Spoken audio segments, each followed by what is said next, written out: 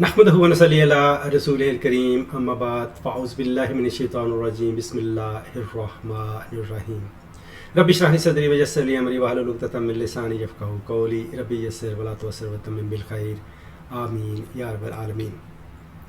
In the last video we made a fairly good start of fail. As a recap, fail in Arabic is of two types, Madi and Mudari. These two types cover three sentences. Fail Madi covers past tense only, and fail Mudari covers both present and future tenses. You may be wondering, how would we know when Mudari is covering present and when it is representing future? That will be very easy. When we get there, we will know, no problem at all. We looked at our first fail last time, Zahaba. At the time, we translated that as to go, and later on we made out that Zahaba is actually a full Jumla failure, so it means he went. This is the past tense we are looking at. So if we have to say to go, we will have to find out the relevant masdar, which is zahabun in this case. Zahabun means to go. To go is infinitive in English, which is kind of equivalent to masdar.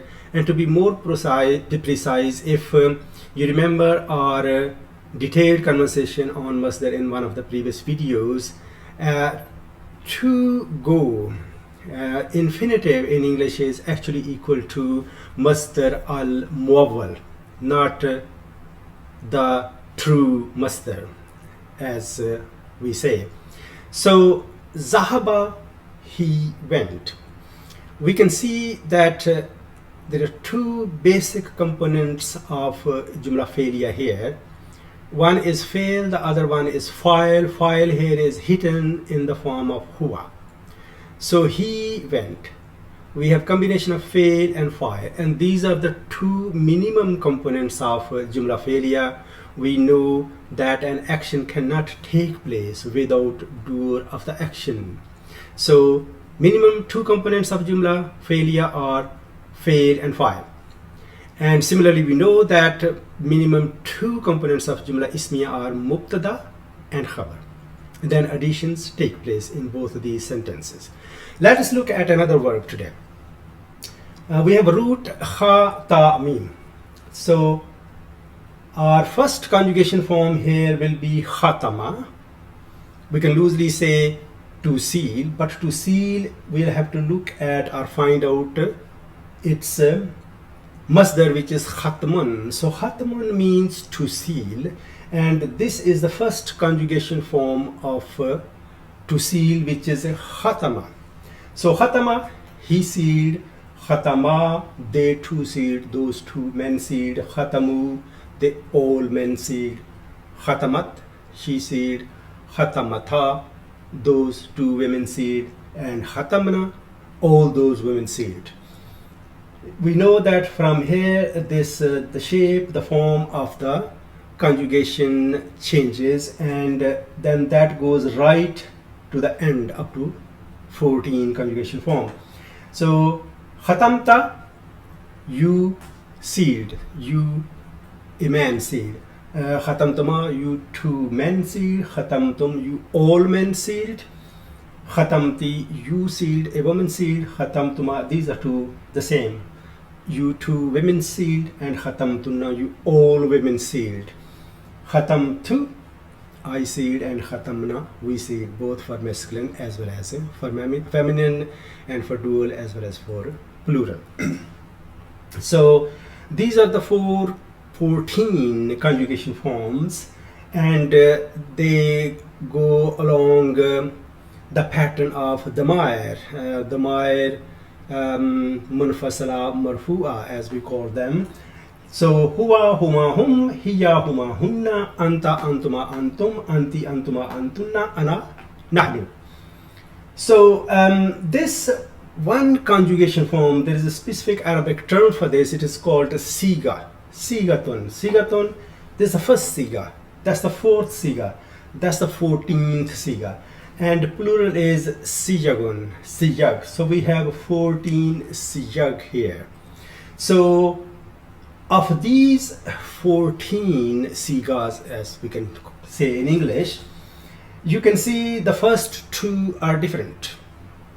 In the first, not the first two, but the first and the fourth are different, and other 12 are different in a way that file is completely hidden here.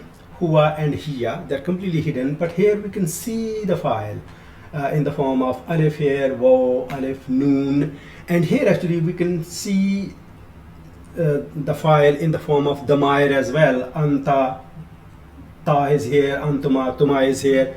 So file is visible in all these 12 forms other than these two forms, which is siga number 1 and siga number 4. So what about if I want to say he sealed? Seal means putting a seal on an envelope or something else. So khatama, he sealed. What if I want to say the boy sealed? So I will say khatamal waladu. This is singular, this is singular, this is masculine, and that goes with the boy. What if I want to say two boys sealed? Am I going to say khatama al waladani? Or many boys sealed? Khatamu awladun? Al awladu or awladun, many boys, is definite or indefinite? No, that would be wrong. So this is a very important point which I'm going to make, and it is very important to focus on it and consolidate this point in our mind, that if file is other than damir, if a file is damir, in all these 12 sigas, only you will use damir. If a file is other than damir, for example, in the form of, we can say, visible noun, here is the hidden aris is damir, but if it is other noun like isme alam or some other asma, other than damir, is a better way of saying is, if our file is other than damir, we can only pick one of these two sigas. Either we can choose siga 1 or we can choose siga 4, and that flexibility is because for masculine we will use this, we will pick this, and for feminine we will pick this. For example, if I want to say khatamal waladu,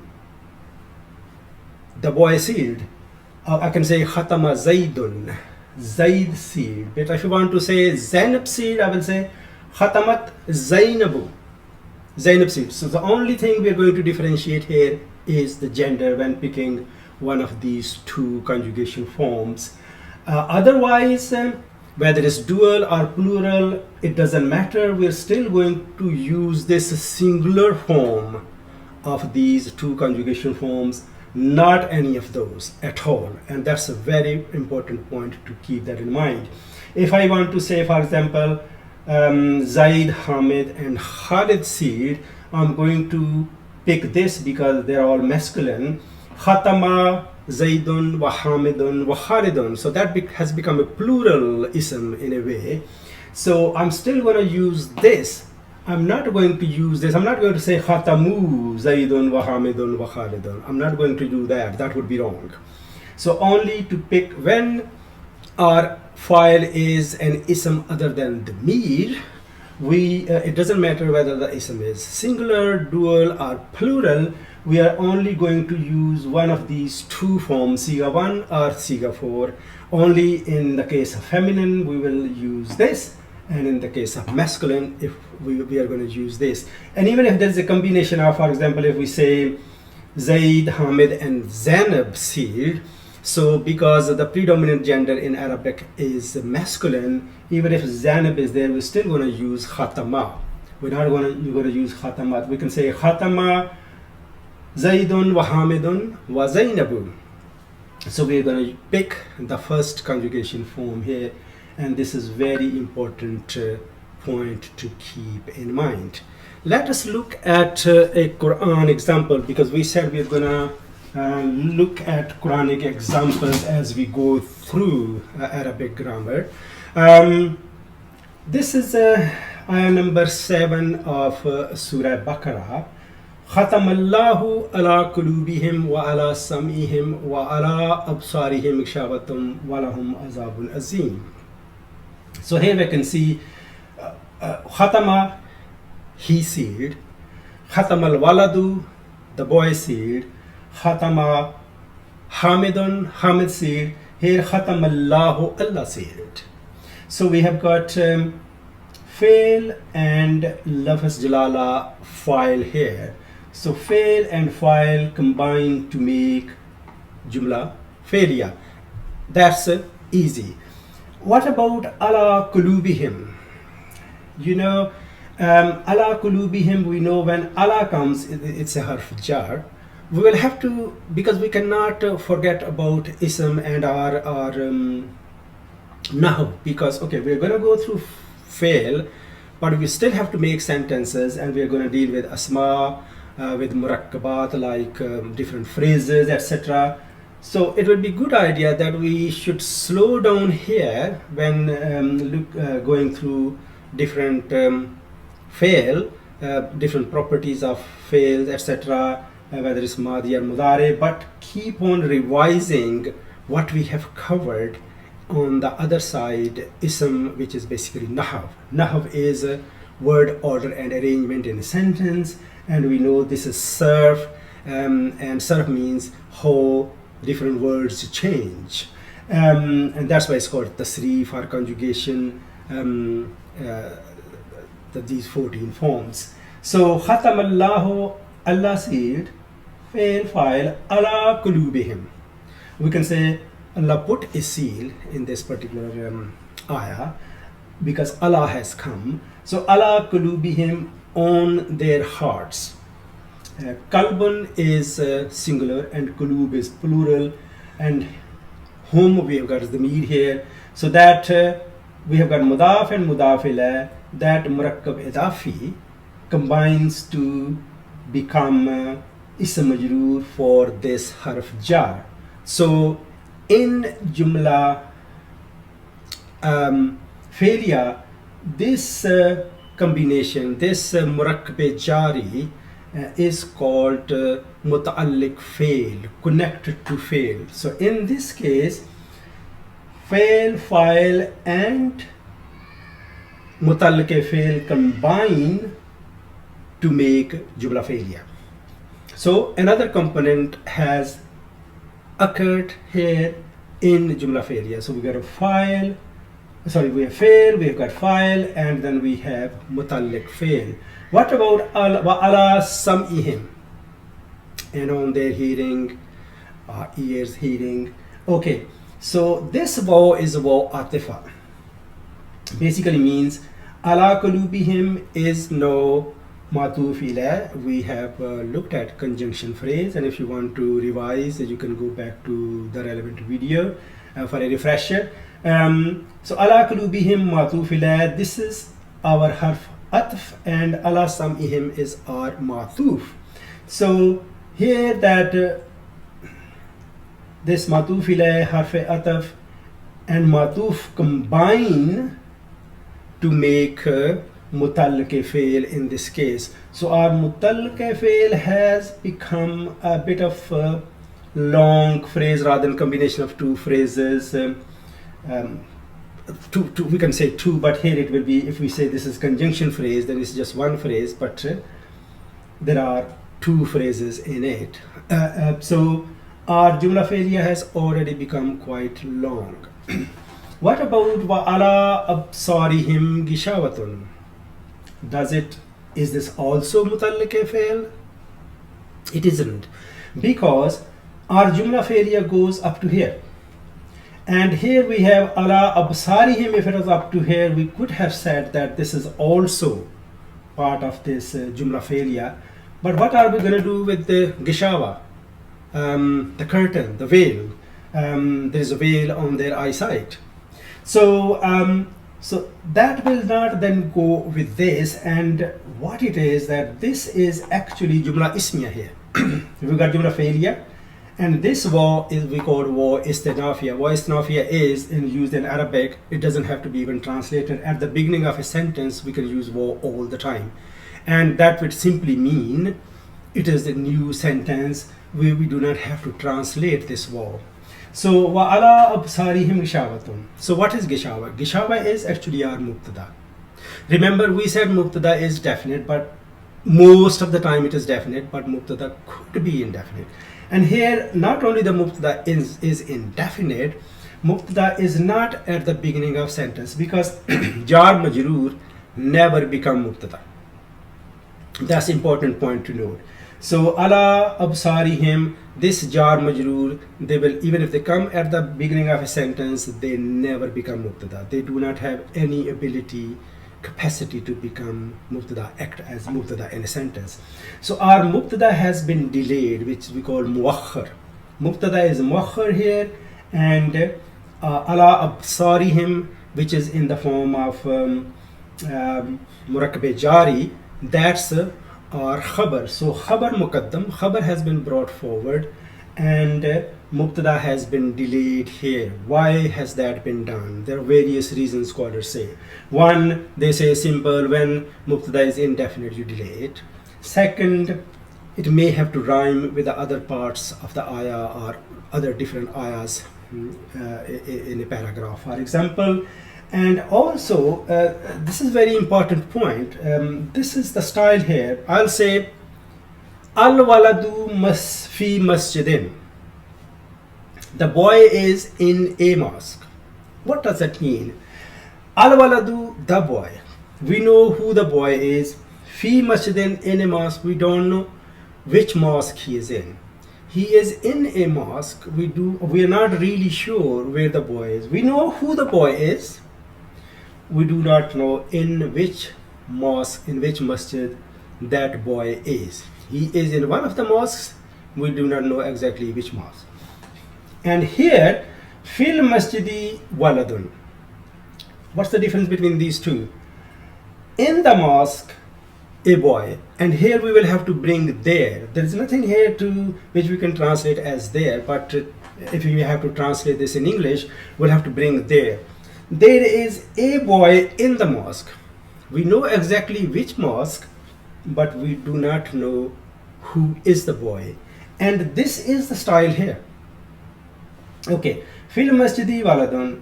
There is a boy in the mosque, in a particular mosque. We know which mosque it is, we don't know who the boy is. Gishabatun ala absarihim. There is a curtain on their eyes. So what kind of form that curtain is going to take? Clearly from this ayah it's not clear. It may have been made clear in other parts of Quran. I'm not a scholar, so I don't know the whole of Quran. And but from this ayah it's quite clear there's going to be a curtain on their eyes, or vision we can say, because vision will be more than just the eyes. It's about much more wider kind of known to you, so it could be basirat, could be more than just the eyes.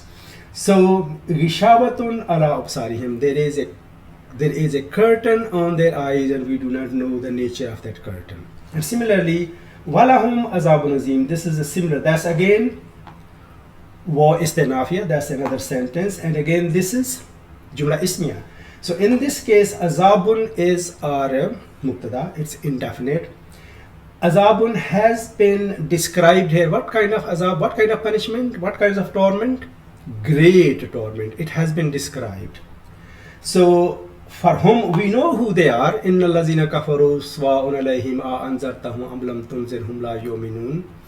So those are the people for whom this is the punishment. So we know who they are. Walahum lahum, for them a great punishment. Then here we say, although the punishment has been described, but it has not been specified. So in this particular ayah, I'm not talking about the rest of the Quran, in this particular ayah it is not clear what kind of this great punishment is going to be. So it has not been specified, and this is the style here. So these are the kind of constructions of a sentence when we delay mubtada. and mubtada is usually indefinite in these cases, and in the translation in English we will say there is going to be a big or huge punishment, torment for them. But that huge great punishment has not been specified. What form is that punishment is going to take, it is not clear from here. We're going to stop here today. Subhanakallahumma wa bihamdika ashhadu an la ilaha illa anta astaghfiruka wa atubu ilaik.